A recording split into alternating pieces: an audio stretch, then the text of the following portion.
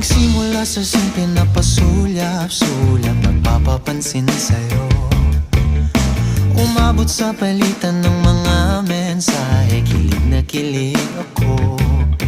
Kumusta, kain na, hello, magandang umaga.